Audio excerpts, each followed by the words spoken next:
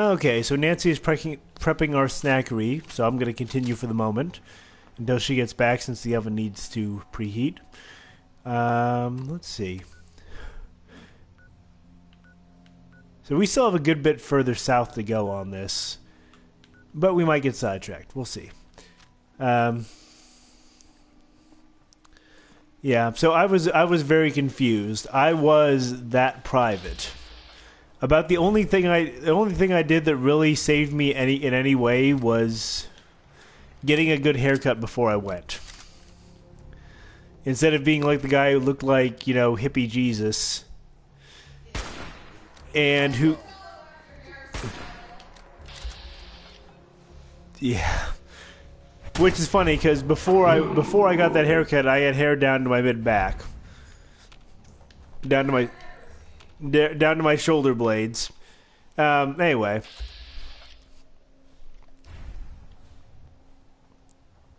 Yeah, I was also the guy who, when they sat there and told me that the 40mm grenade has a minimum range, I was like, well, can you shoot at somebody who's closer than that, or is that just a really bad idea?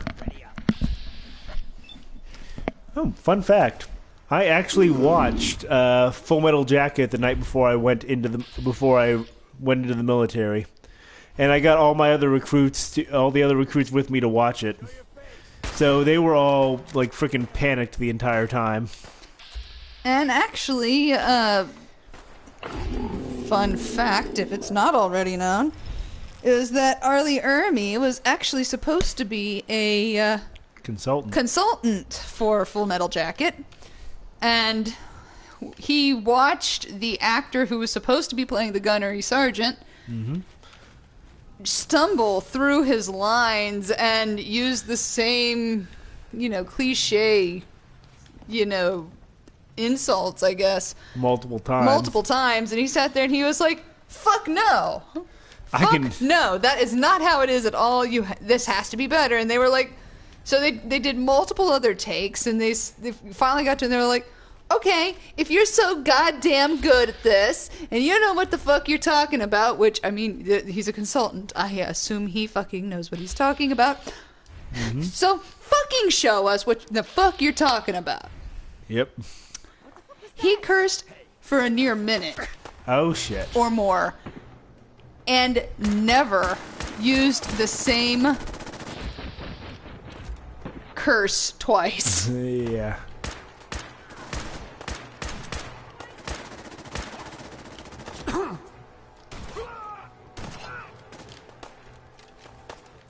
Well, spray and pray, right?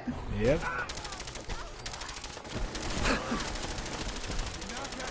Down, down, down. Oh. Too close. Too close. A little too close. I think that's one of the aspects of the military that anybody... I died. I think that anyone, when you are faced with somebody who you are told in a new environment is so fucking superior to you, they could fucking kill you in your sleep before you even knew. Mm-hmm. Which is essentially kind of like, what's suggested. The mythology, It's the mythology that they kind of run with. Yeah, Rust Devils are super dangerous. And there was a bunch of Rust Devils actually encountering a neutral sentry bot. The thing is actually, Rust Devils aren't always terrible, but essentially they are near always deadly when it's a sentry bot. Yeah. If a sentry bot's with them, or an assaultron, hey, I got something. You are fucked. Okay? And that's why you give Hancock the nuke. Yeah. Oh. But yeah, so... Yeah. I'm still afraid that he would accidentally use it on us. Yeah. So as a side note, I know a lot of people heard about Arlie Ermy, but one thing that not many people have actually, or a number of people have not heard of, is Bob. Bob Ross. Oh, no, honey. Bob Ross is different. Yeah. Bob Ross was a Marine. I know, he was Air Force. Are you sure? Yeah, Arlie Ermy was a Marine. Oh, that explains why. He's so stringently Jarhead. Yeah. So if you don't know this, Bob Ross, the guy who did the whole happy painter. Yeah, the whole happy little trees thing. He was actually a happy little tree over here. Yeah, he was actually an Air Force drill instructor. And he retired and became a painter. Can you blame him? Which, we probably should have realized that, considering the fact that he painted with a knife. I mean, who else but a former drill sergeant would sit there? Yeah, but still, he sat there, he painted with a knife. He only used a paint knife to not scare the hell out of people. And to not cut fucking canvas. Yeah. If everybody's catching what I'm saying since I'm away from my mic. Yeah. Nancy said he used a paint knife to make sure he didn't cut the canvas. That was the only reason. It's to protect his work. But seriously, imagine Bob Ross as a drill sergeant. Yelling at anyone. It's impossible to imagine.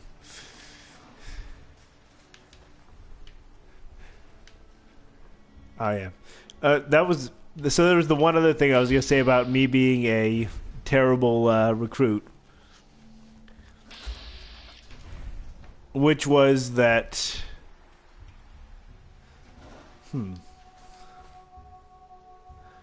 I'm going to sit here and I'm going to favorite our missile launcher. I'll put it on the left-hand thing as it is a...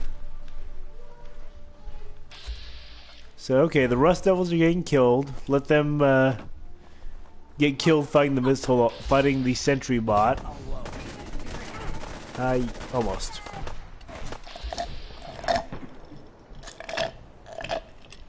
Okay, I don't want to fight the Rust Devils. I want the sentry bot. Bob Ross is what made me actually want to try painting. Oh, wait. And then I actually tried painting, and I was like, this is not fun. Like, I'm terrible at this. Honey? Uh-huh. Remind me when I get back. Hot dogs. Yes. So, yeah. So, Hancock still has the nuke. I don't know what else you want me to do. Oh, I blew off the left leg on the sentry bot. That's a plus.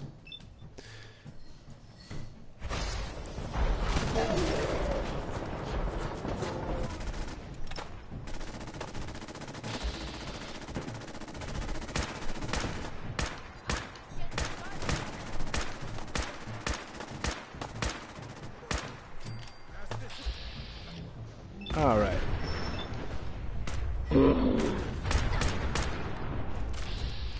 Okay, I don't know what... Oh. The sentry bot blew up. Okay, there we go. We're fine.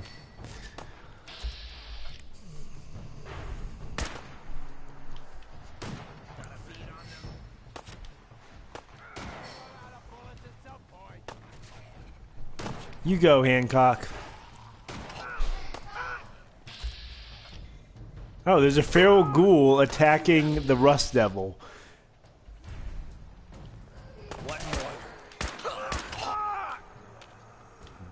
Okay. Then we blew up a bunch of random stuff. Where the hell even are we? Anyway.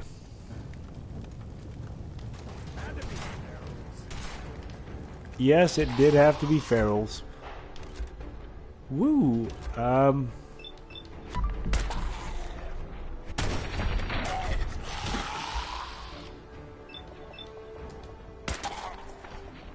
Yeah, random NPC fights are amazing just because of how many things you end up fighting. Or how many different... Oh crap, Feral Ghoul Reaver. That's a bad sign.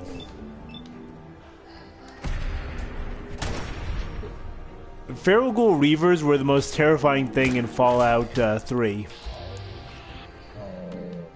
Yeah.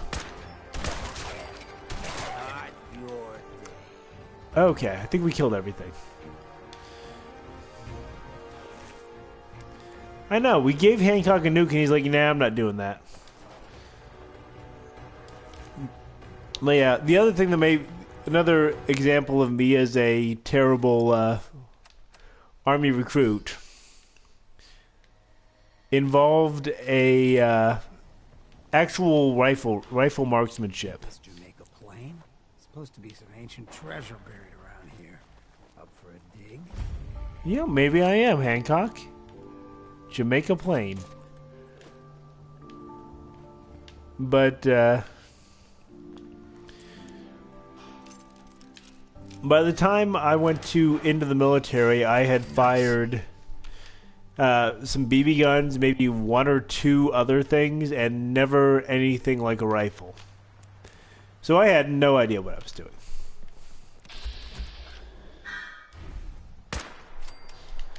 And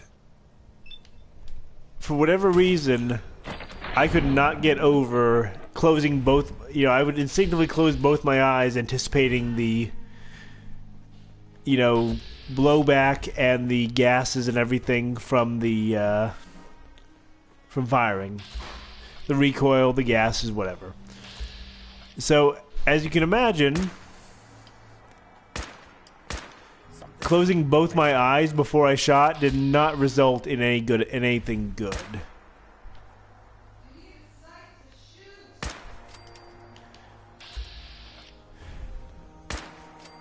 And so it took a long time for me to get there. You know, honestly, if I'd played Fallout before, it probably would have worked out better.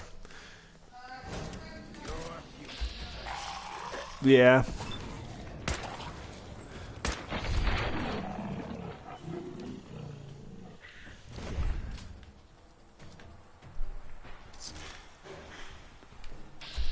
There are a lot of ghouls here.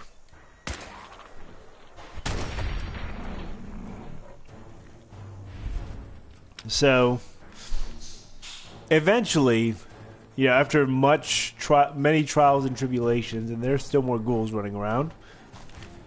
So, fun note, you can actually turn Jamaica Plain into a settlement later on. Why? I don't know.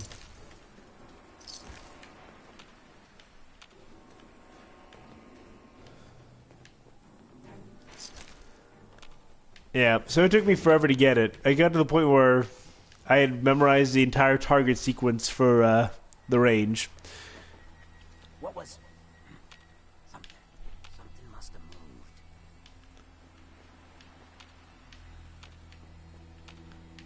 moved. Huh.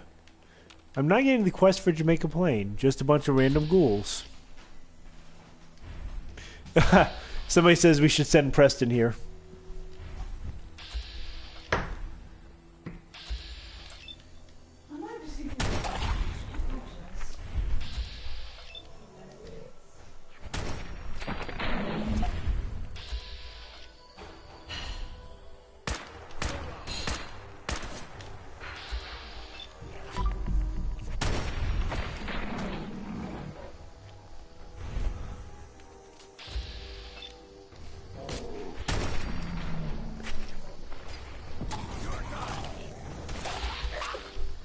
Seriously, so many ghouls. But they're also made of sweet, sweet experience. Delicious. Delicious experience. So I said that what? Why is there an Assaultron demon here? Oh, excuse me. Next one better. Way to take one for the team, Hancock.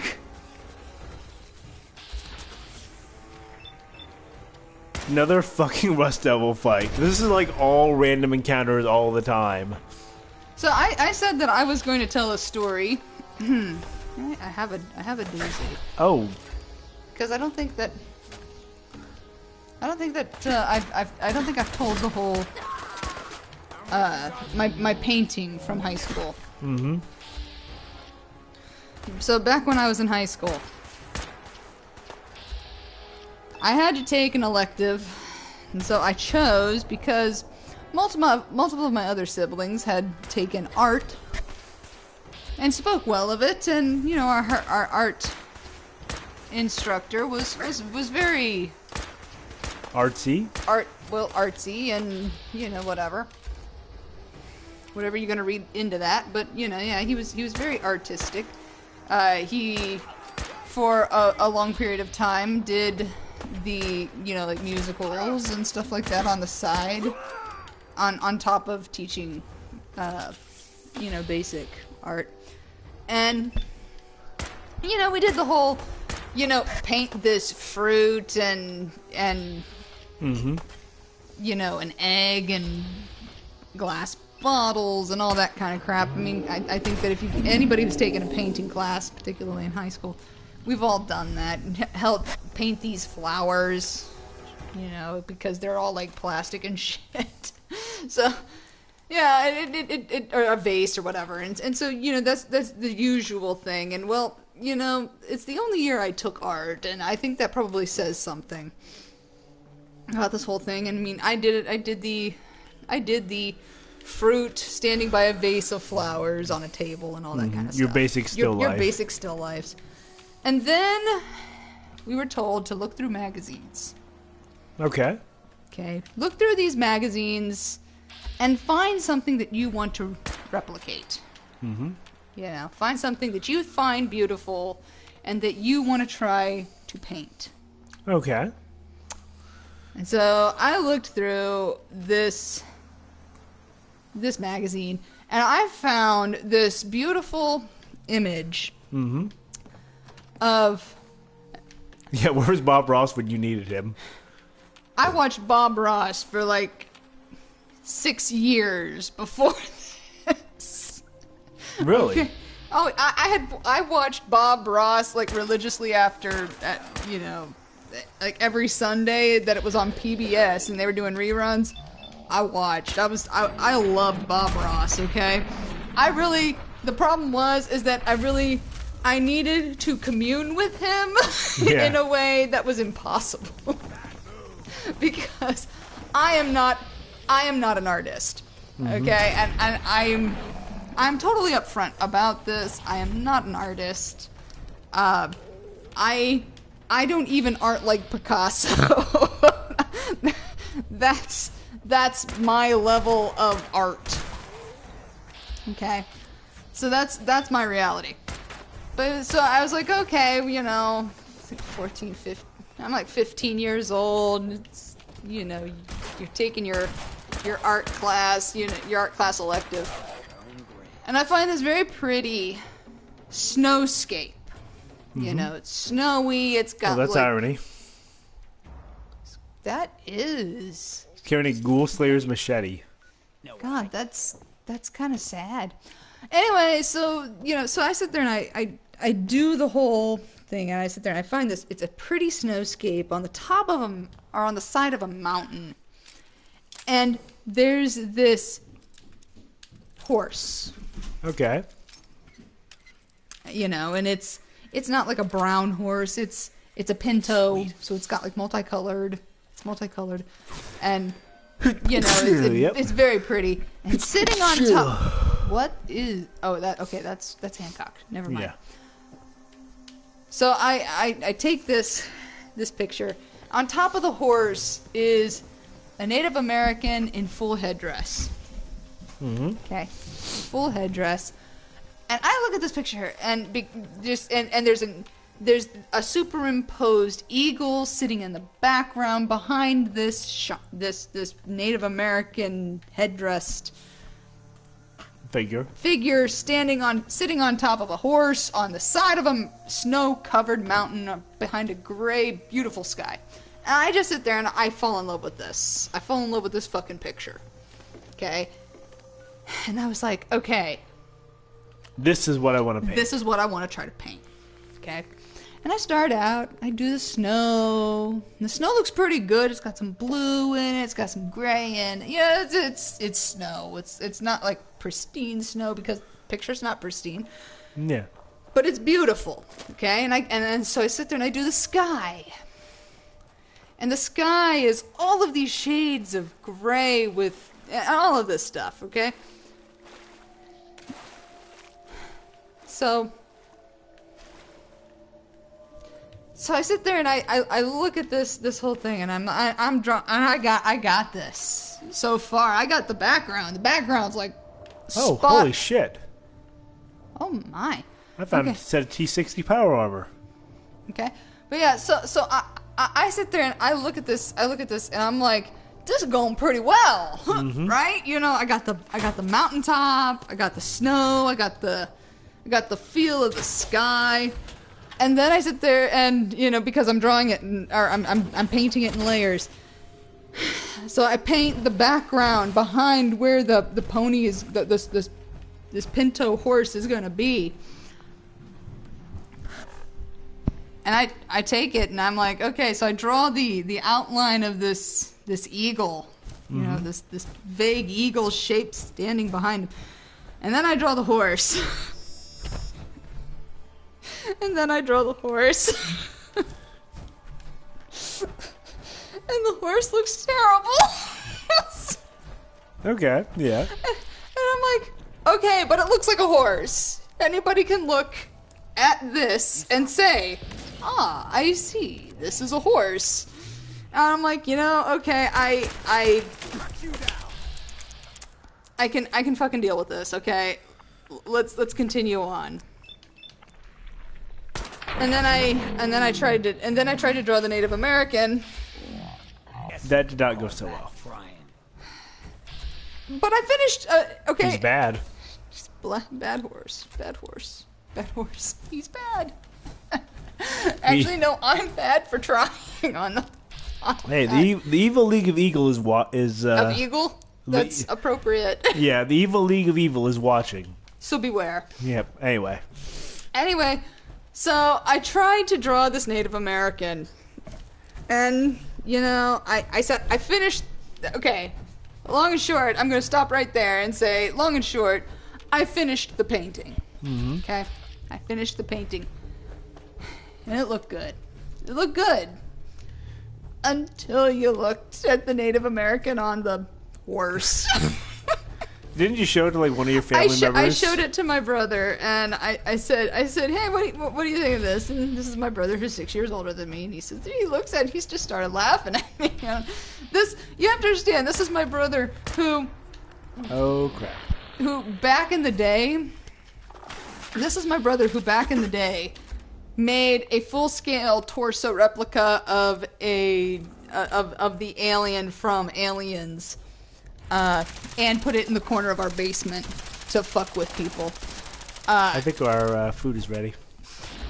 Yep, there it is. I'll be right back.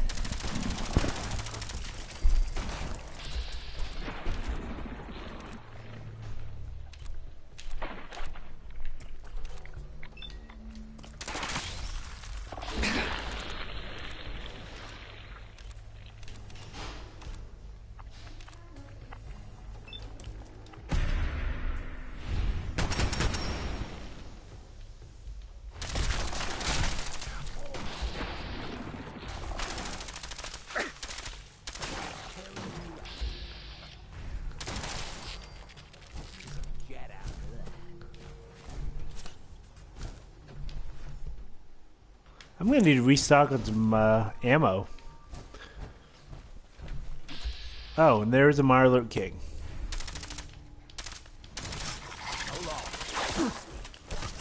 Yep.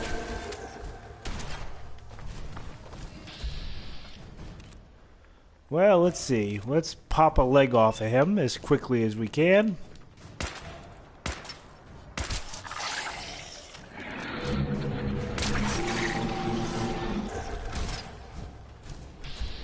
This has been a pretty dangerous trip, and we're just basically like, oh, hey, let's just go over and, you know, get toward this vault.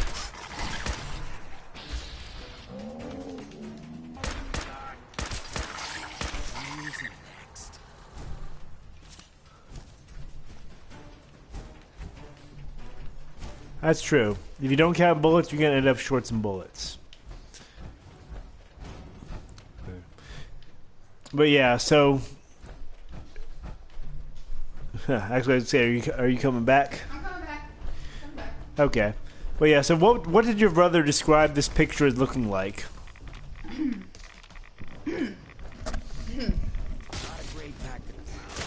So, So I asked my brother, I was like, so what do you think of it? And of course I did this because, you know, everybody at 15-ish is a fool. Yep. We're all foolish and we do stupid things that we know we're foolish, but we do them anyway, hoping to sit there and get some kind of accolades that really never come. And I looked at my brother and said, okay, Jay, how does this look? And he looked at it and he started laughing. Okay. Which is never a good thing because Jeremy, my brother Jay, can be a terrifying wit. And he can be harsh. Well, he could be harsh as growing up. He looked at me and he said, Jesus, Nancy. Looks like you drew a fucking hot dog on a pony. Nice. A fucking hot dog on a pony. And I looked at it and I was like, it doesn't look like... And I looked at it again. I tilted my head. And I looked at it. Jesus Christ. It does. Totally looks like a fucking hot dog on a pony. It was quite literally that bad. I don't know how I got an A in that class. I never should have. I never should have gotten... I think he was trying to salvage my pride at that instructor, but... So, from then on... The hot dog on a pony. It became kind of a running gag about the hot dog on a pony. I can hear you. Get me out of this thing. Oh boy. Okay, you go ahead and start this one, because I know you're going to have to follow him a little ways. Yeah. God damn it, was a Native American riding a Pinto. I'm just looking for the mayonnaise. It was not a Maybe sandwich. You could grab it for me. Second shelf, right next to the pudding. That's not funny. That's not funny at all. What kind of horrible person would say that to a kid stuck in a refrigerator? Besides, I ate the pudding a long time ago. How did you end up in there? I hid in here to get away from the bombs. But there isn't a handle on the inside. And Hello, really Steven dark Spielberg reference. Actually, The something bombs like were that over did 200 happen. years ago. You're that old? I don't know how long I've been in here. A long time, though. A really long time. Must be a Please, ghoul. I don't want to die in here. You're not going to die. You're just going to become a ravaging, slavering... Okay, I'll let you out. Well, Yes, I've been stuck in here for so long. Hurry up. Shoot the door off. Well, you asked, kid. My legs are so stiff. Everything's so different. I guess I was in there for a really long time. What do I do now? you know what this reminds me What's the of? story with you and that fridge? It happened so long Horrible ago, Indiana before Jones. everything Yeah. was wrecked. When I heard the sirens, I tried to find someplace safe. When everything started to shake and fall apart, I just crawled inside. When it got quiet again, I tried to get out, but there isn't a handle on the inside. I just want to go home. Can you help me? Please? And that's why we have, Where did you live? Quincy, but I don't know how to get there. that's why we have It's safety so requirements for different. refrigerators. It's all blown up. I just want to find out what And happened to freezers. my mom and dad. Then let's go find your home. I think this kid is past his sell-by date. You're safe with us. Yeah. Thanks. I live in Quincy, If you're selling children, I used you probably have other issues. but I don't know how to get there. Everything's so different. It's all blown up. Whoa. It's nighttime and it's still kind of bright. It was always pitch black in the fridge. The kid was in there for like 200 freaking years. What's on that little slab of something? Oh, wow. It's a little distant. Maybe I should have, but you know Is what? that by the candle? Which really, why is there a candle there? Oh, it's a stim pack. Good call. Okay, so yeah, so it kind of became the running joke with my family about the whole hot dog on a pony. And actually, the last I heard of it, my sister had it because she refused to let me burn it in effigy. Mm-hmm. Because nobody should have to sit there and look at this Horrible thing. This hot dog on a pony. It was one of those things.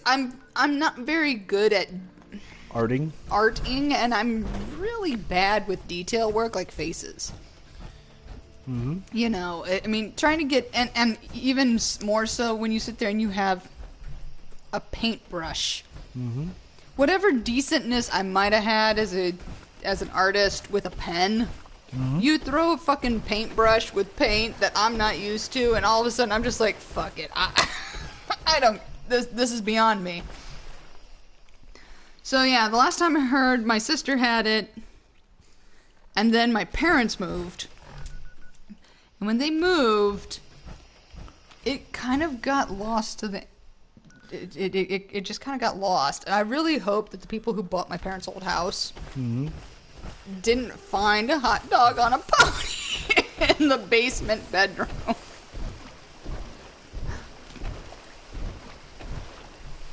Okay, fair enough.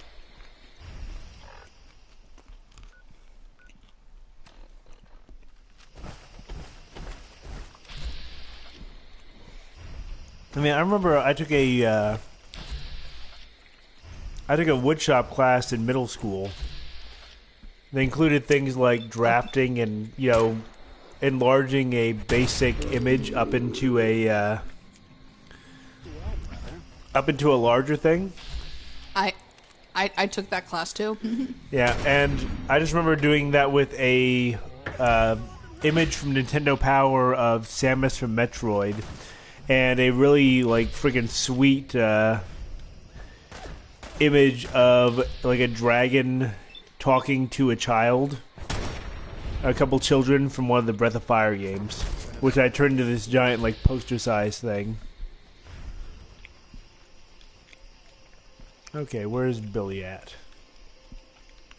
Okay, so Billy's still with us. What course was this? It was woodshop.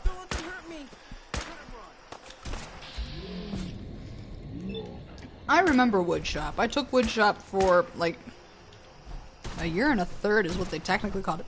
I took it for what they called in 8th grade, a trimester, so you could sit there and try these things. And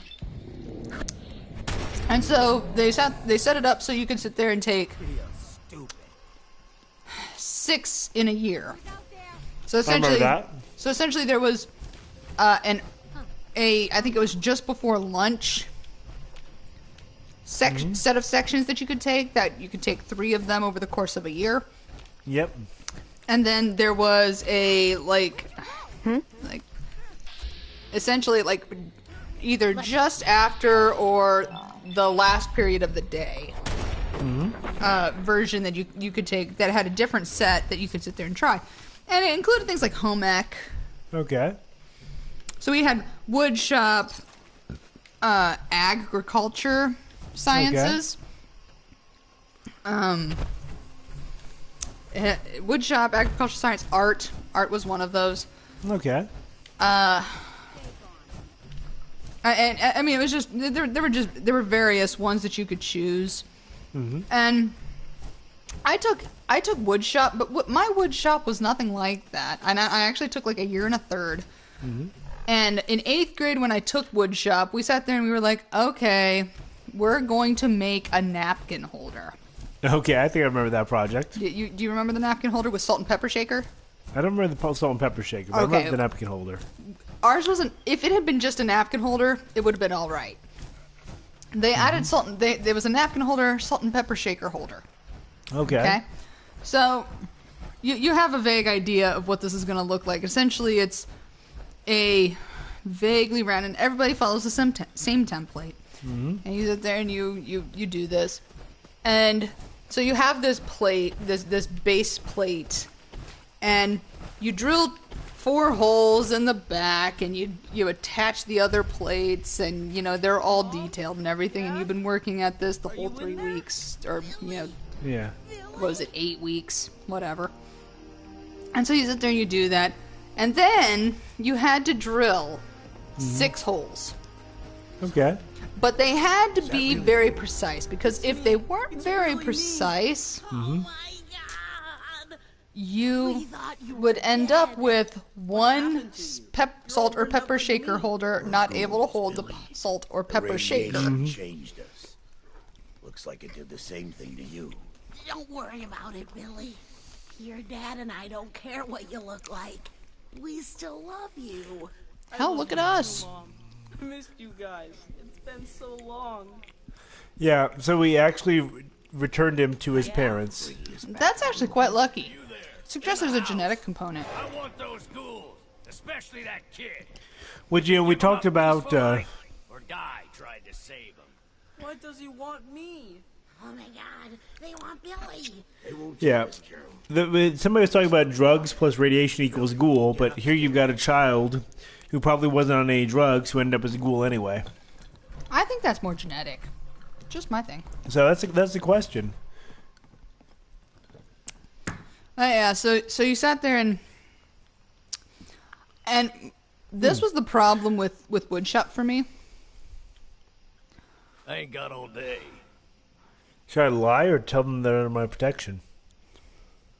I would lie first. The house is empty.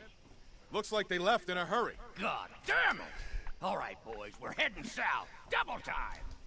Hancock loved that. You know what that sounds like? Marge and Homer. Of course. What's up? Look, I needed to mention, just you taking care of Bobby. I ain't proud of having to put you through that. That sort of dictatorial shit ain't usually my style.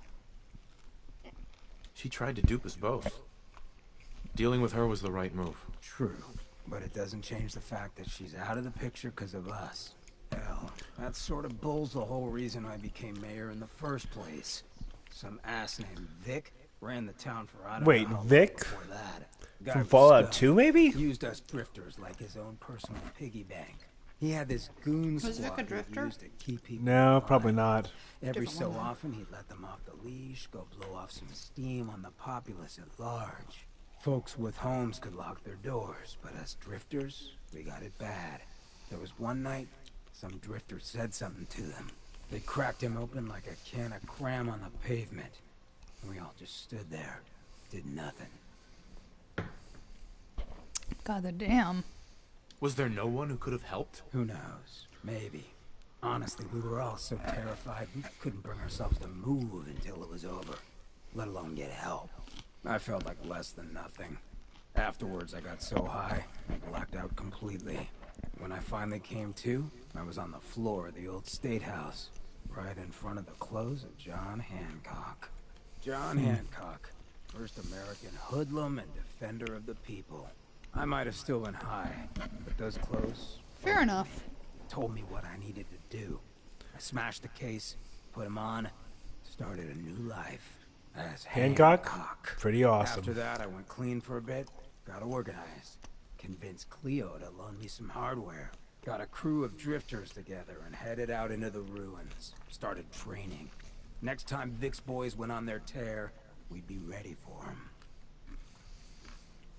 The Guessing fact you that won? you're standing here and Vic isn't would suggest things went well? Oh yeah. So, the night of, we all got loaded. Let Vic's boys get good and hammered. Burst from the windows and rooftops where we'd been hiding. They never even saw it coming. We didn't have to fire a shot. We didn't have to. But we sure fucking did. It was a massacre. Once we'd mopped up, we strolled right into Vic's quarters in the State House, wrapped a rope around his neck, and threw him off the balcony. And there I am, gun in hand, draped in Hancock's duds, looking at all the people of Goodneighbor assembled below. I had to say something. That first time I said them, they didn't even feel like my words. Of the people, for the people, was my inaugural address. Became Mayor Hancock of Goodneighbor that day. And from then on, I vowed I'd never stand by and watch. Ever again. You know? You know what? Couldn't agree more. And you're never gonna have to. We'll Justice. take care of the Commonwealth together. Good. I just hope you get where I was coming from. I ain't out to bring harm to anyone that didn't earn it. Though I'm getting the distinct idea you got the same plan. Well, you probably heard enough of me running my mouth for one day. Want to get moving? Yep. Because, yes, if you sit there, yes. Saying you were about to kill me Thank you for counts. bringing us back our little boy and saving us from that man. counts as earning it. He's a good kid. Here, take this. I wish I had more to give you, but we don't have much.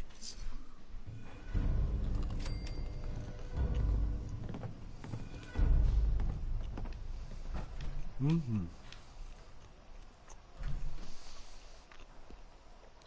So we've got a friendship with Hancock. We've done a bunch of quests, and we've nearly gotten to the area where the next quest... Actually, we've passed it. We can fast travel back into Vault 88. But anyway, so here we are. We've gotten a bunch of stuff done and got to hang out with Hancock for a while. So we're probably going to call it good here and pick up again next week and start to explore the south area. There's a bunch of fun stuff you can do here, so... You know, we might as well enjoy it. So we'll catch you all next time. And, you know, have a good night and a good week. Is there anything you want to say? Outside and play. All my friends are dead. Oh, can't go outside and play. All my friends are dead. Just hope that everybody enjoyed the Excuse me. the stream, and you know, we'll see you next week. Where did I put that? So, yeah.